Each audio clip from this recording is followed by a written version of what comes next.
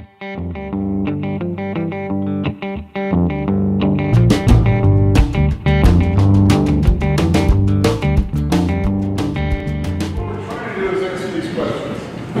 resilient is our agriculture and food system? Will it stand up to climate change?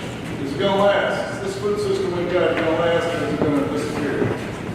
How can we make it more resilient? So those are the questions that we're trying to answer.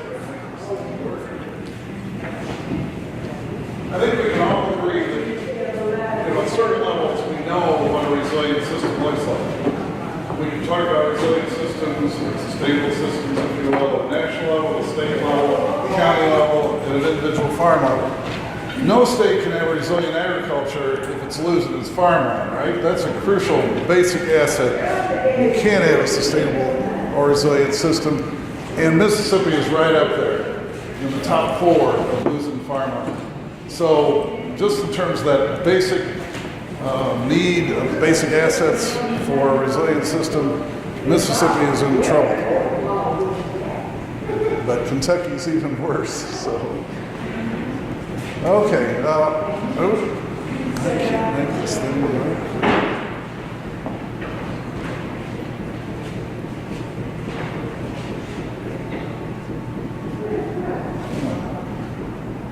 Okay, now I won't touch it. Okay, we can also, I think we can all agree that if no new farmers are coming in, the agricultural system can't last. It's not resilient, right?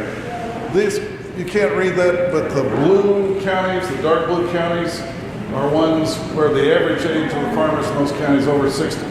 Now you've got some counties, more up north and in the northeast, a little bit in the west, where you do have lower ages of farmers. But in general, farmers aren't. Farm age is increasing, and that's going to lead to reduction in resilience. We're doing case studies. We've done case studies in Arkansas, Tennessee, and Mississippi. And in terms of this factor, you can look at farm cooperatives. One that we did was a farm cooperative that has lasted for 40 years. It's really resilient in terms of sticking around for that long and doing a lot of good. But now no young people are coming in. It's all older people, and they don't really like those boisterous, loud young people coming in with their strange ideas and music and all that. So, like a lot of churches that aren't very resilient around the country, some of the cooperatives that we're looking at, though they've been resilient for years, 40 years, they're coming up with some problems nowadays in this factor. I can make this, okay. So the average age of farmers, go back as far as you want to, it's increasing. Around 50 and 82, 30 years later, it's almost up to 60. But even worse is that new farmers aren't coming in. We've actually had 20% fewer in the 5 years between 2007 and 2012. We had 20% fewer new farmers listed on the Ag Census in just those 5 years. So it's not just the age of the farmers, it's the new ones coming in. Mississippi was even worse, had 30% fewer beginning farmers over those 5 years. But you can see there's some pockets. Look out west at Utah, Nevada, New Mexico. All those had increases in beginning farmers. And then you go out to the northeast, in Vermont, Connecticut. I think Rhode Island had 27% increase in beginning farmers, 15% in Connecticut, 11% or so, 13% in Vermont. So some of them are coming in. Some places have some little pockets. Oh, shoot. Okay, there are pockets of young farmers around urban areas, especially, as I'm sure there are pockets. They may not come through in the census, but there are pockets in Mississippi and all through the states that we're looking at too. Mostly around urban areas, like around Oxford and Starkville in Mississippi, and around Little Rock in Arkansas, Chattanooga, Nashville, and Tennessee. So there are pockets where you can get an average age as low as below 40, but in Mississippi the average age is 60.4. So, oh shoot, sorry about this. Okay, so we talked about the basic assets needed. You had to increase the assets in order to have a resilient system. One of the ones we talked about was farmland, of course. Another factor is just the numbers of people and whether they're coming in, whether they're reproducing the system that's required for resilience. But another factor that comes from the ecological studies is locally organized. Every ecological system that's last has to be locally organized. It's just a given. It's by definition. You go out and look at a woods or something. It's not going to last unless it's locally organized. If somebody from far off is controlling that system, it's not going to last. And in that respect, just in these certain pockets around the country where you've got a lot of young farmers, in that respect of being locally organized, we are making some progress. The census data indicates we've increased 60% in direct farm sales since 2002.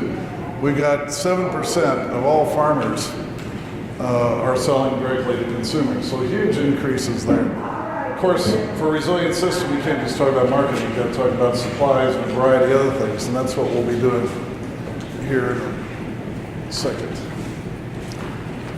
Okay, so we talked about 3 of the 5 of the 8 factors that we've come up with in looking at local food systems and what determines their resilience.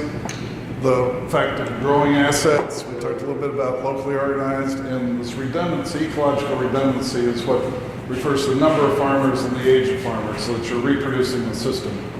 That's the term they use. And what we're going to be doing in a second in these small groups is looking at the other 5 factors that appear to determine whether a system is resilient. And you'll do that with specific questions related to those factors in your small groups. Okay, just in general, the study that we're doing has a qualitative component where we're doing the case studies all across the 3 areas. We chose those areas because it's been historically kind of hard to get local food systems going in Mississippi, Arkansas, and Tennessee. So we chose those areas, and we're doing workshops like this one to get input from people like you in several different southern states. And then there's also a quantitative component that is doing a survey, and John will talk about that in just a second, that you can take right now online to get more data on the resilience of local food systems in your state and your county, and also some secondary databases that John's going to be looking at. So, John, I don't know what we want to do with this thing.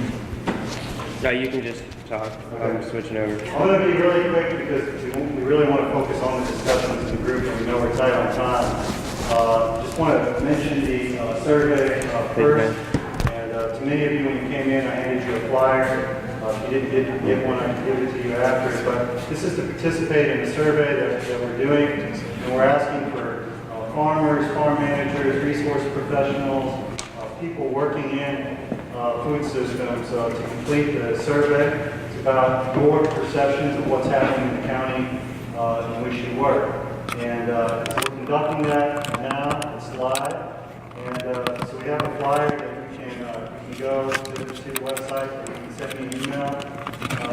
And I'm actually going to pass it around the board so that if you would rather just get a link emailed directly to you to make it as easy as possible that you can participate in the survey. So basically anybody in the southern states is what we're focusing on with that survey. Secondly, we are doing a pretty large-scale database analysis, pulling secondary data from the Census of Agriculture, a variety of different programs looking at registering different local food, things like farmers markets and so forth, a variety of different products, and developing indices at the county level of resilient food systems, including some of those indicators that Jim already mentioned. But what we need is your input, really thinking at the farm level, thinking at that local level, so that the indices that we're choosing, both through the survey as well as through our secondary data analysis, actually makes sense to people doing this work. And so please consider participating in the survey. I'll turn it back to Jim. Okay, now we're going to get your input. We're going to work in small groups for the rest of the day. Lisa, who is this group over here? Anna has this group, and you should each have a, So stack paper on the table there. This one there. one of these, everybody got one of these? Oh, they're there. Wait, wait, wait, pen to the right